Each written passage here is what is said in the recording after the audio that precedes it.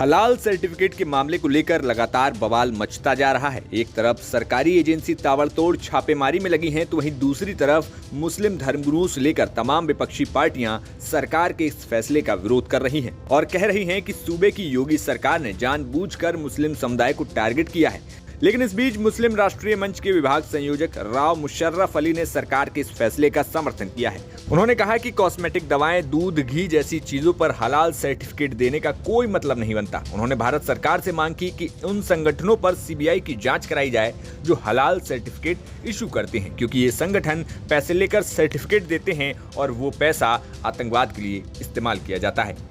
देखिए, उत्तर प्रदेश सरकार ने हलाल को लेकर जो प्रतिबंध लगाया है हलाल पर, हम इसका स्वागत करते हैं।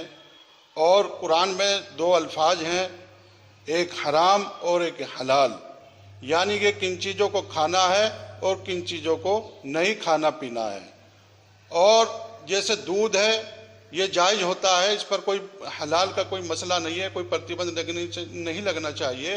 पानी है, खाने के प्रोडक्ट हैं, चाहे वो दाल हो, चाहे वो पानी हो, चाहे वो घी हो, इन पर भी ये हलाल की मोहर लगा रहे हैं, एक धंधा बना रखा है।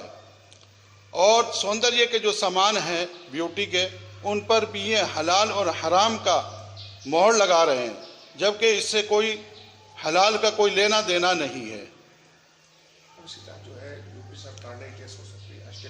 देखिए, यूपी सरकार ने एसटीएफ को जांच सौंपी है, लेकिन मेरी भारत सरकार से मांग है, एसटीएफ से नहीं बल्कि सीबीआई और ईडी से इसकी जांच होनी चाहिए।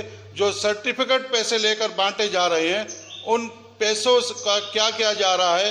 ये 100% आतंकी संगठनों को फंडिंग किया जा रहा है और इसमें जो पैरवाई होती है कोर्ट में और जगह जगह जो पैरवी होती है, वो ऐसे ही पैसे से होती है।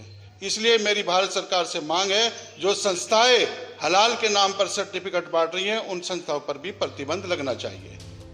अब चलिए आपको बताते हैं कि आखिर हलाल सर्टिफिकेट क्या है और इसको लेकर क्यों बवाल मचा हुआ है। हलाल असल में अरबी भाषा का शब्द है, जिसका मतलब होता है जायज या मुनासिब।